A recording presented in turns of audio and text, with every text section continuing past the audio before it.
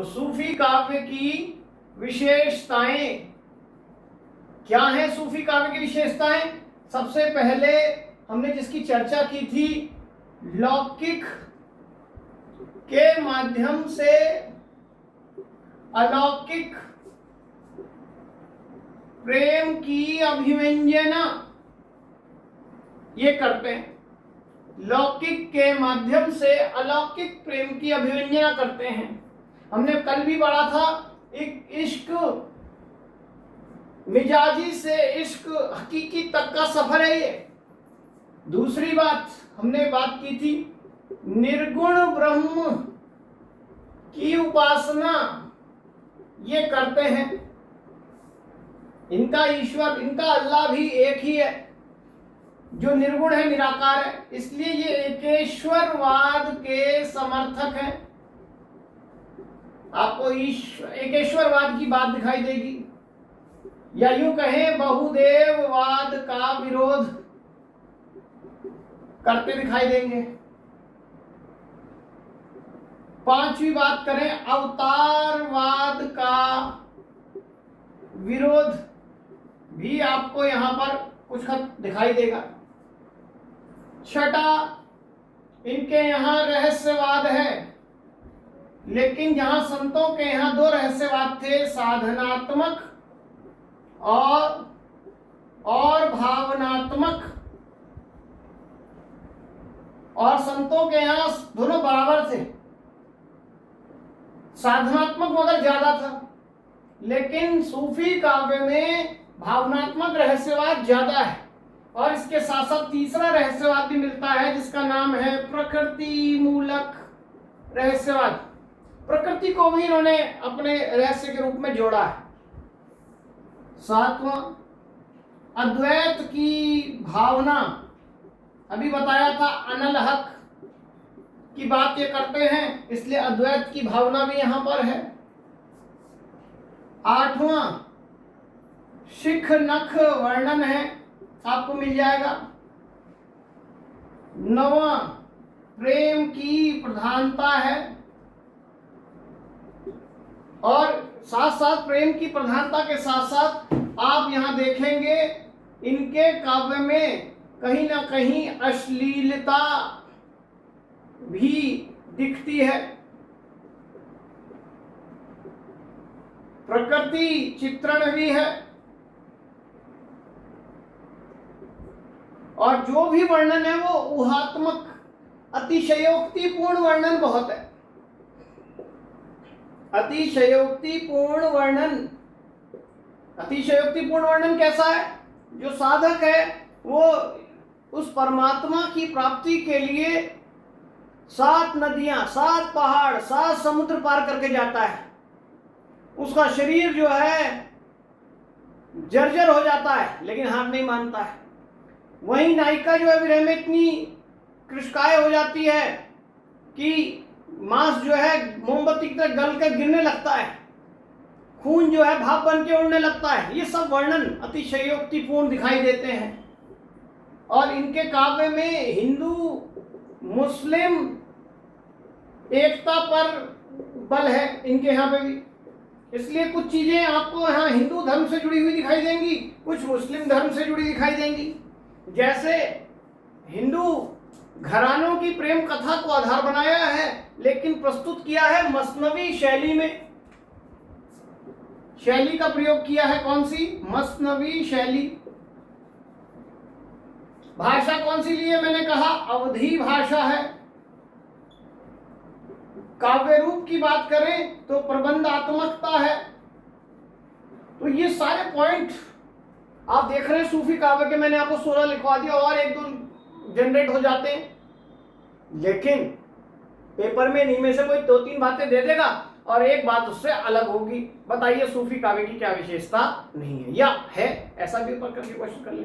तो ये विशेषता BA MA लेवल पर सब बच्चा पढ़ लेता है। हिंदी ऑनर्स वाला BA लेवल पे ही पढ़ लेता है, जो नहीं है वो MA में पढ़ लेता है।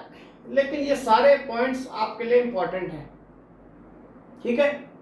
ये सारी चीजें। और ये पूरा काव्य किस पर आधारित है? प्रेम पर आधारित है। प्रेम की प्रधानता पहले ही बताया मैंने।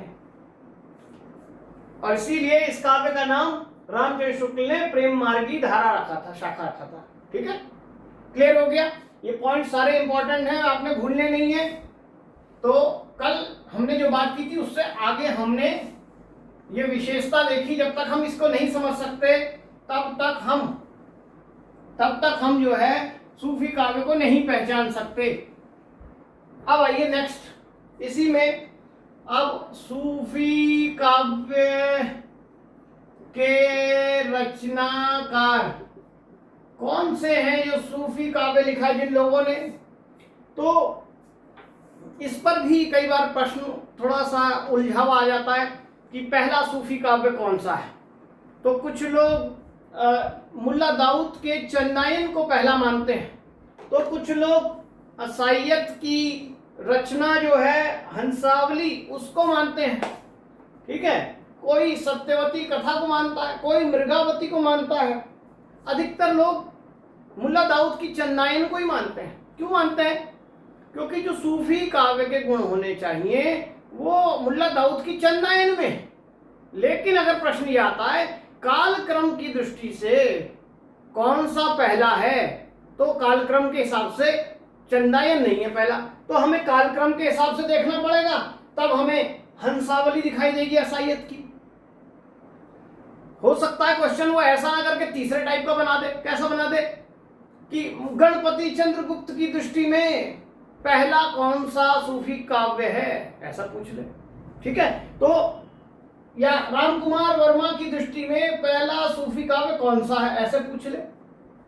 तो ये क्वेश्चन कैसे पूछा जा रहा है? हिंदी का पहला सूफी काव्य का मतलब जो सब लोगों ने सर्वमान्य रूप से मान लिया, हाँ ये गुण है सूफी काव्य के, यही होना चाहिए, तो चंदायन।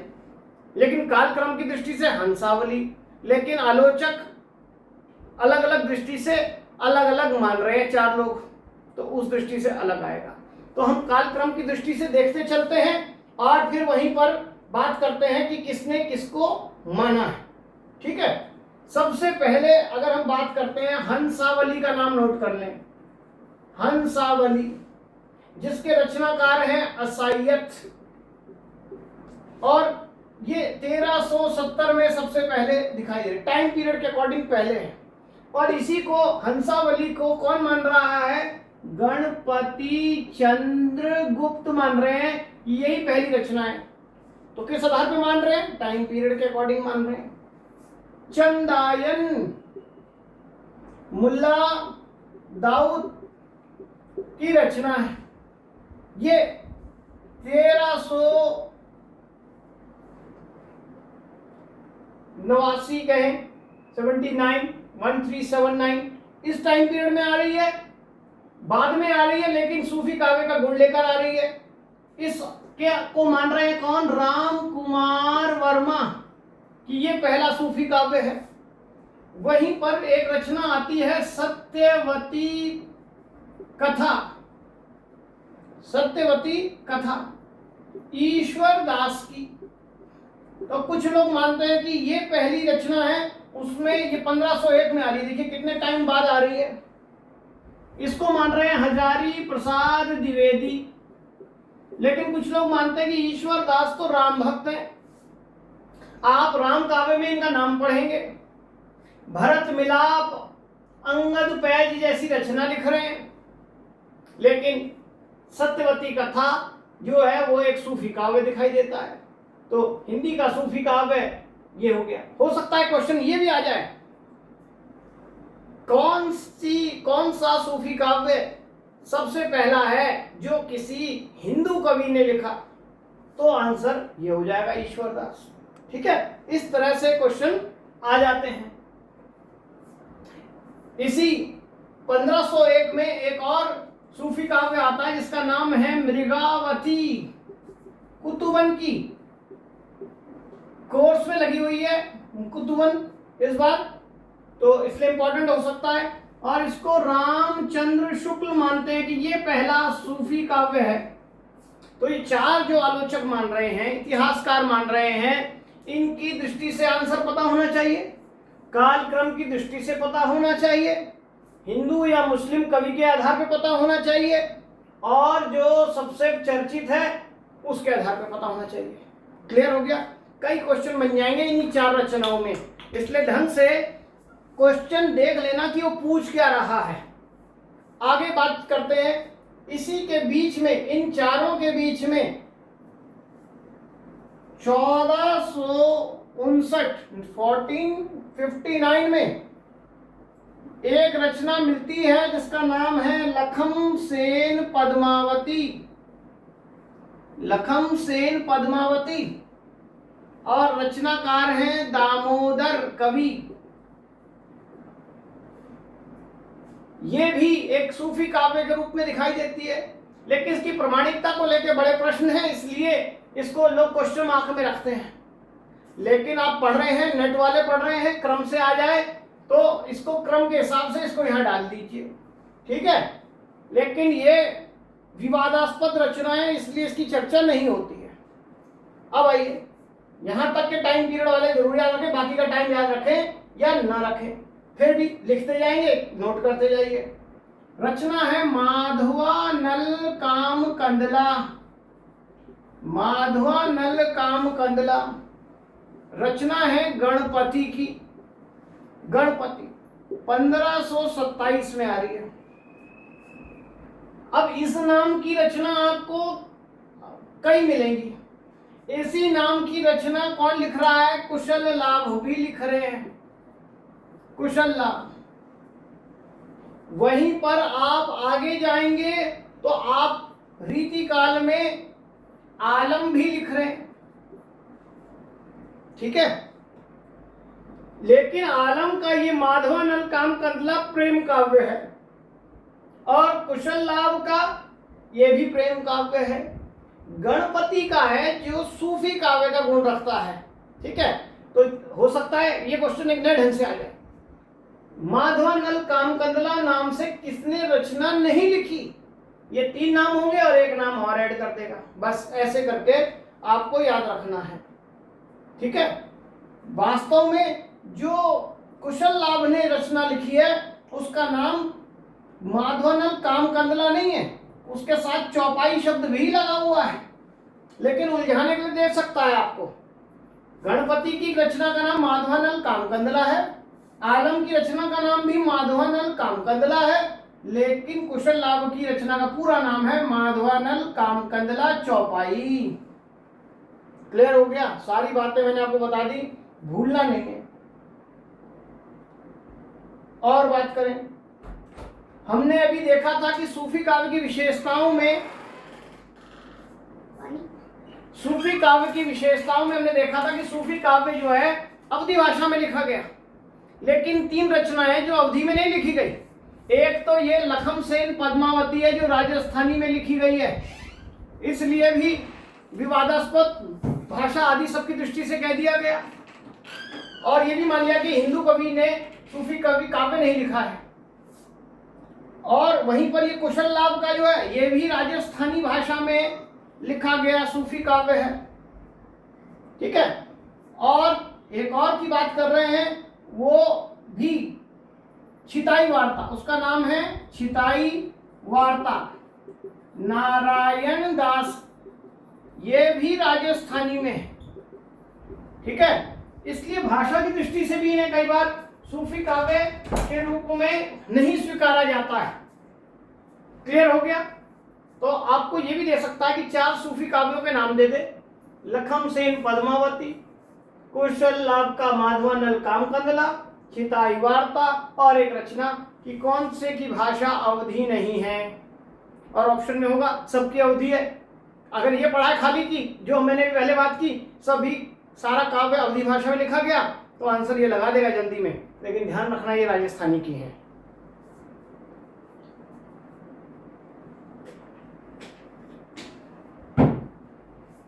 ओके, आगे चलें। इससे आगे कुछ और सूफी काव्यों के नाम नोट करेंगे हम। इन काव्यों की क्या विशेषता है सबकी जानने की जरूरत नहीं होगी, लेकिन कुछ की जरूरत होगी जिसकी अभी हम चर्चा कर लेंगे।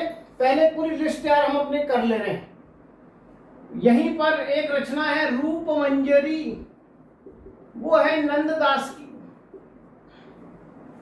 इसे भी सूफी काव्य के अंतर्गत रख लिया जाता है, लेकिन वास्तव में नायक नायिका भेद का रूप है ये भी एक सूफी काव्य नहीं है, लेकिन लोग इसे मानते हैं, इसलिए इसको यहाँ डाल दिया हमने। ये है सूफी काव्य। तो चित्रावली उस्मान की रचना है, चित्रावली बड़ी इंपॉर्टेंट है। रस रतन कुहकर की रचना है, कुहकर कवि की। ज्ञानदीप शेख नबी की रचना है, ज्ञानदीप। नल दमयंती नरपति व्यास।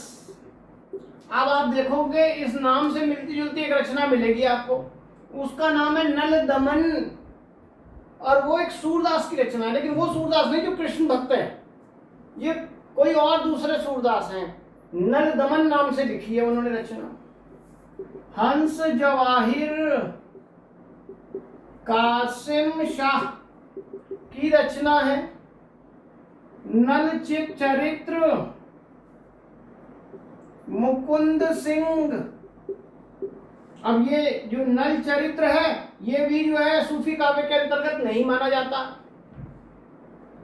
कई बार क्यों नहीं माना जाता? एक तो हिंदू के कवि होने के कारण, और वो जो सूफी काव्य का गुण होना चाहिए वो है ही नहीं इसमें इतना। इंद्रावती ये एक सूफी काव्य है, नाम से स्पष्ट है। नूर मोहम्मद इन्हीं की दूसरी रचना है, अनुराग बांसुरी। अब कुछ लोग मानते हैं कि ये सूफी काव्य तो है, लेकिन ये सूफी काव्य नहीं है। दोनों ही हैं, लेकिन जो सूफी काव्य का गुण होना चाहिए वो इसमें है। और उसकी बड़ी अच्छी पहचान क्या है, आप देखेंगे जो सूफी काव्य है वो सारा का सारा कैसा है, नायिका प्रधान है। चित्रावली में चित्रावली की चर्चा है, नाम से स्पष्ट। नल दमयंती में नल और दमयंती की कथा है। ऐसे ही सबके नाम मिल जाएंगे आपको। मोस्टली 99% सूफी काव्य की ये जो विशेषताएं हमने देखी, उसमें ये विशेषता हम पहले भी चर्चा कर चुके, उसमें स्त्री प्रधान है, क्योंकि वो ईश्वर रूपा है। और सारे सूफी कवियों ने अधिकतर अपने रचनाओं का नाम किसके आधार पर रखा है? स्त्री के नाम के आधार पर रखा है। एक और कवि हैं जान कवि, और बहुत सारा काव्य लिखा है उसमें इन्होंने। कथा कनकावती, कथा कमलावती। ये बड़ा आसान है, जान कवि की हर रचना के आगे कथा शब्द लगा है, कथा। ठीक है, कथा मोहिनी, बहुत सारी रचनाएं इन्होंने लिखी हैं। अगर क्वेश्चन आ जाए किस सूफी कवि ने सबसे ज्यादा सूफी काव्य लिखा, तो जान कवि है। और लिखिए कथा नल दमयंती। अब इधर देखो, इधर केवल नल दमयंती था, इधर वो कथा नल दमयंती है। कथा कलंदर, लैला मजनू, बहुत इंपॉर्टेंट है लैला मजनू। ये लैला क्या है? लैला जिसे आप कहते हैं, लैला मजनू वही है ये। ठीक है, कथा रत्नावली, ढेरों रचना है, लेकिन ये दो रचना बहुत इंपॉर्टेंट है इसमें। और ये दोनों उसके बाद कथा कनकावती और कमलावती बड़ी इंपॉर्टेंट है। तो जान कवि हैं जिन्होंने सबसे ज्यादा रचना लिखी है, और ये हिंदी के पहले कवि हैं जिन्होंने एक नए ढंग से लैला मजनू की कथा को प्रस्तुत किया है। ठीक है, अब आइए जो हमारे पास कुछ खास अभी हमने सूफी काव्य देखे, उनमें से कुछ पर स्पेशल से बात करता है, उसकी बात करें। जैसे अभी हमने कहा था ये लखन सेन पद्मावती, ये जो रचना है ये बेसिकली एक प्रकार का वीर काव्य है, और मैंने कहा प्रमाणिक रूप में दिखाई भी नहीं देता है। फिर भी अगर नाम आ जाए, एक तो इसके रचनाकार पूछ सकता है, दूसरा क्वेश्चन ये कर सकता है कि ये कैसा काव्य है, तो सूफी काव्य ना कहें, जैसे वीर काव्य कहें। जैसे हमने रासो काव्य में देखा था, सारे रासो काव्य वीर काव्य नहीं है, उसमें बीसल देव रासो भी है काव्य है। वैसे ही इसे सूफी काव्य मान लिया है, लेकिन वो सूफी काव्य के गुण ना होगा, इसे कहते हैं वीर काव्य। दामोदर का है, इसे भूलना नहीं है। अब आइए मृगावती, जिसकी हम बात कर रहे हैं, कुतुबन की मृगावती, इसके भी अलग अलग संपादक मिलते हैं। लेकिन ये जो पद्मा मृगावती है कुतुबन की, ये रचना जो अब कोर्स में लगी हुई है, इसके बारे में आपसे बात कर सकता है। इसमें किसकी चर्चा है? तो इसमें चंद्रनगर के गणपति देव के राजकुमार जो है उसकी चर्चा है, और साथ में कंचनपुर की राजकुमारी जो है, और राजकुमारी किसकी पुत्री है? ये भी नोट कर लें, रूप मुरारी की पुत्री। कौन? मृगावती, उसकी प्रेम कथा है। ठीक है, तो नेट वालों के लिए प्रश्न नहीं है, ये टीजीटी वाले इस पे माथा पच्ची ना करें अपनी। ये क्वेश्चन कथा कैलेंडर किसकी रचना है, टीजीटी पीजीटी नेट सब में आ जाएगा, लेकिन ये डिटेल में चले जाना किसके पुत्र की पुत्री है, कौन इसका नायक है, कौन इसकी नायिका है, ये जल्दी नहीं पूछता है टीजीटी लेवल पर, लेकिन नेट लेवल पर ये चीजें आ सकती हैं, इसलिए इसको ध्यान रखना है। जैसे मधुमालती, हाँ कवियों में ये तो रह गई मधुमालती। मंझन की, ये भी कोर्स में लगी हुई थी, अभी भी है। मंझन की मधुमालती, इसमें मनोहर राजकुमार है, उसकी और मधुमालती की प्रेम कथा दिखाई गई है। ठीक है, महाराष्ट्र नगर के हैं, उसकी चर्चा है। तो मधुमालती भी कोर्स में लगी हुई थी, और मैंने आपको जब बात की थी प्रेम प्रस्फुटन की, तब ये बात की थी कि मंझन की मधुमालती में जो प्रेम का प्रस्फुटन होता है वो किस आधार पर होता है? स्वप्न दर्शन के माध्यम से। और कुतुबन की मृगावती में आप वो हिरणी को देखते हैं, हिरणी का चित्र उससे प्रभावित होती है। ठीक है, आगे बात करें। रीति काल में आप बनारसी दास जैन की एक रचना पढ़ेंगे जिसका नाम है अर्ध कथानक। इसको हिंदी की पहली आत्मकथा भी कहा जाता है। अर्ध कथानक को रीति काल के अंदर मिलती है अंत में। इस अर्ध कथानक में बनारसी दास जैन ने 2 सूफी काव्यों का उल्लेख किया है। क्वेश्चन आ जाएगा, नेट वालों के लिए प्रश्न, ना पीजीटी लेवल का भी नहीं है ये, कि अर्ध कथानक में कौन से सूफी काव्यों की चर्चा है। तो 2 की चर्चा है, मधुमालती और मृगावती की चर्चा है। दोनों बड़े आराम से याद रख लेना, मामा वाली दोनों है। नेट वालों के लिए ये प्रश्न हो सकता है वो पंक्ति ही आ जाए। बनारसी दास लिख रहे हैं, तब घर में बैठे रहे नाहिन हाट बाजार, मधुमालती मृगावती घर घर होत उचार। ये कह दिया कि उस समय, अपने समय की बता रहे हैं, एंटरटेनमेंट का कोई साधन नहीं था। तो उस रीतिकाल के समय में घर में लोग बैठे रहते थे, ना हाट थे ना बाजार थे, कोई चीज नहीं थी कि चलो बाजार घुमाए, दिल को बहलाए, मनोरंजन का कोई साधन नहीं था। इसलिए लोग घर में मधुमालती और मृगावती जैसी प्रेम कथाएं सूफी कवि घर घर में उच्चरित होती थी, पढ़ी जाती थी। जैसे अब तो टीवी है, मोबाइल है, यही आपके एंटरटेनमेंट का साधन है। लेकिन जब तक ये सब नहीं था तो टीवी था, टीवी से भी पहले रेडियो था, रेडियो नहीं था तो और प्रिंट था, प्रिंट माध्यम, और लोग बाजार ही घूमने चले जाते थे। परंपरा अभी भी नहीं छूटी है खैर मनोरंजन के लिए, अभी भी लोग मॉल में घूमने चले जाते हैं, खरीदेंगे चाहे कुछ नहीं। तो घूमने की परंपरा मनोरंजन के लिए उस जमाने में बता रहे हैं कि ऐसी रचनाएं पढ़ी जाती थी। तो 2 रचनाओं का नाम लेगा तो कौन सी थी जिसकी चर्चा की है? बनारसी दास जैन ने मधुमालती और मृगावती। ठीक है, ध्यान रखेंगे। अब आइए, जो सबसे बड़ा कवि है इस सूफी काव्य का, उसका नाम है जायसी। पूरा नाम मलिक मोहम्मद जायसी। एक क्वेश्चन ये भी आया था कि इनको जायसी क्यों कहते हैं। क्योंकि जायस नगर के रहने वाले थे, जायस नगर के वासी थे। गुरु के बारे में हम पहले ही पढ़ चुके हैं। गुरु कौन है इनके? मुइनुद्दीन चिश्ती। रूप की दृष्टि से बोले तो ये कैसे थे? कुरूप थे, चेचक के दाग थे चेहरे पर, एक आंख नहीं थी, चेचक में एक आंख भी चली गई थी, इतने कुरूप थे। और इसीलिए उनके ऊपर उस समय का जो बादशाह है वो हंसा भी था कि ये कोई कवि है, इसकी शक्ल नहीं, सूरत नहीं, आंख से भी काना है, एक आंख वाला क्या ईश्वर के बारे में बताएगा। तब जायसी ने जो पंक्ति कही वो बड़ी इंपॉर्टेंट है। तो जायसी ने क्या कहा? जायसी ने कहा मुंह पर हंसी है। क्या कहा? मुंह पर हंसी है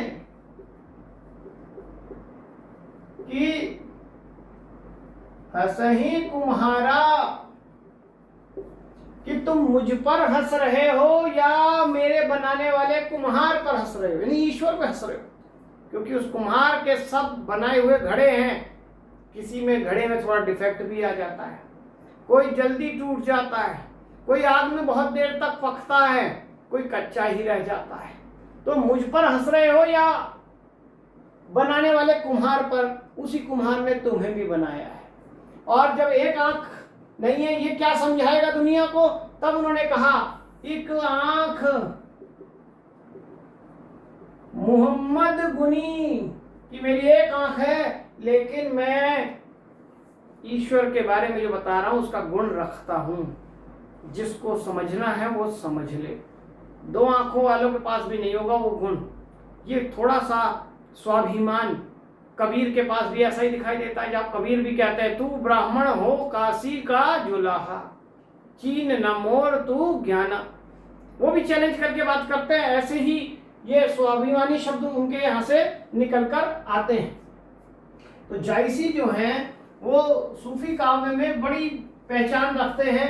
और उनकी रचनाओं की अगर हम बात करें तो पद्मावत जो उनका महाकाव्य है वो सबसे बड़ा काव्य है, इनकी ख्याति का रूप है पद्मावत। और ये पद्मावत के साथ साथ आपको रचना मिलेंगी आखिरी कलाम, कयामत नामा, उसके बाद मसला नामा, कन्हावत, गहरा नामा, चित्र रेखा, अखरावट, ये सब रचना मिलती है। लेकिन पहचान उनकी जिससे है वो पद्मावत ही है। ये आखिरी कलाम जो है